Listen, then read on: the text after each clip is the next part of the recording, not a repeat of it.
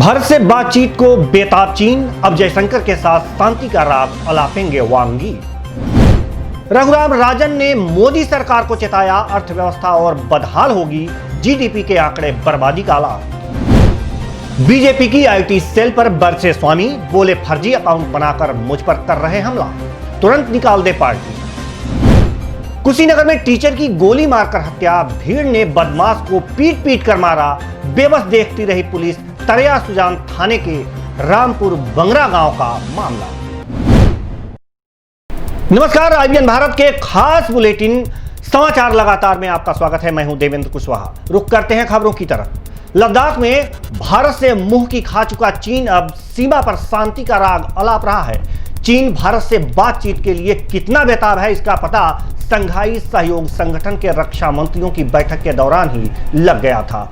इस बैठक से इतर जाकर चीनी रक्षा मंत्री वेई फेंगही ने मिन्नतें कर अपने भारतीय समकक्ष राजनाथ सिंह से मुलाकात की थी। अब इसी संगठन के विदेश मंत्रियों की बैठक होने वाली है, जिसमें भारत की तरफ से विदेश मंत्री एस जयशंकर हिस्सा लेंगे।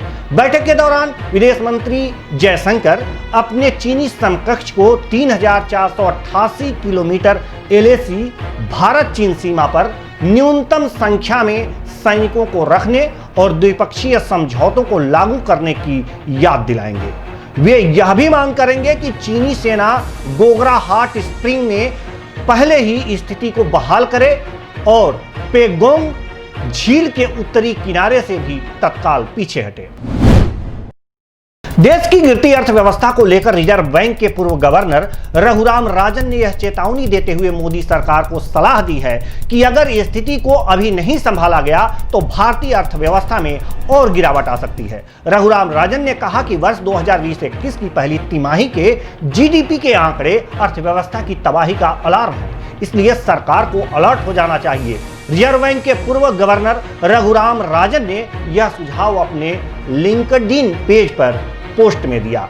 राजन ने कहा कि दुर्भाग्य से शुरुआत में जो गतिविधियां एकदम तेजी से बढ़ी थीं, अब फिर ठंडी पड़ गई हैं। राजन ने अपने लिंक्डइन पेज पर पोस्ट में लिखा कि आर्थिक वृद्धि में इतनी बड़ी गिरावट हम सभी के लिए चेतावनी है, लेकिन भारत में जीडीपी में 23.9% की गिरावट आई है। असंगठित क्षेत्र के आंकड़े आने के बाद यह गिरावट और अधिक हो सकती है। वहीं कोविड-19 से सबसे अधिक प्रभावित देशों इटली में इसमें 12.4% और अमेरिका में 9.5% की गिरावट आई है। उन्होंने कहा कि इतने खराब जीडीपी आंकड़ों की एक अच्छी बात यह हो सकती है कि अधिकारी तंत्र अब आत्मसंतोष की स्थिति से बाहर निकलेगा और कुछ अर्थपूर्ण गतिविधियों पर ध्यान केंद्रित करेगा। राजन फिलहाल शिकागो विश्वविद्यालय में प्रोफेसर हैं।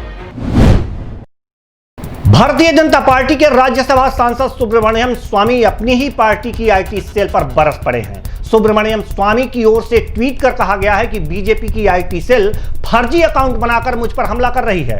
अगर मेरे समर्थक ऐसा शुरू कर दें तो उनके लिए मैं जिम्मेदार नहीं रहूंगा। सुब्रमण्यम स्वामी ने ट्वीट कर लिखा है कि बीजेपी की आईटी सेल बेकार हो चुकी है।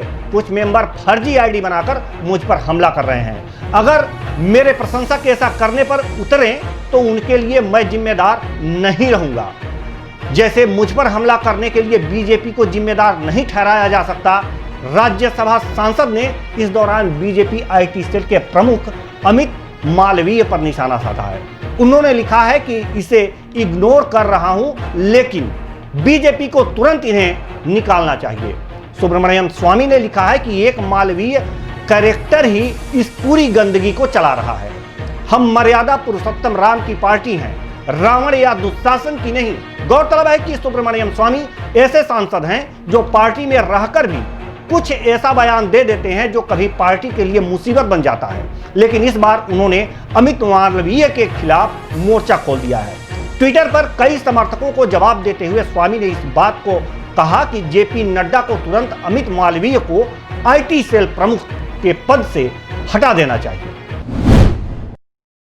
उत्तर प्रदेश के कुशीनगर में एक शख्स की गोली मारकर हत्या कर दी गई। इसके बाद आरोपी की भीड़ ने पीट पीट कर हत्या कर दी।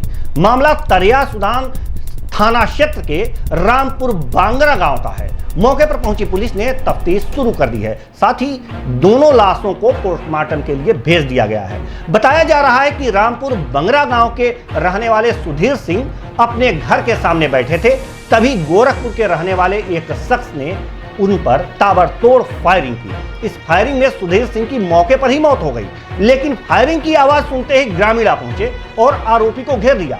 कुछ मीडिया रिपोर्ट्स के मुताबिक सुधीर सिंह बिहार में टीचर थे।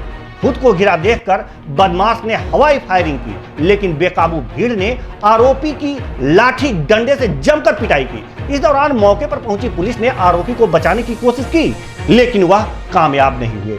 भीड़ ने पुलिस के सामने ही आरोपी की पीट कर हत्या कर दी। मौके पर सीओ तंपुहीराज की अगुवाई में पुलिस टीम पहुंची थी। फिलहाल गांव में तनाव का माहौल है। तो समाचार लगातार में आज के लिए बस इतना ही। मुझे दीजिए इजाजत। नमस्कार।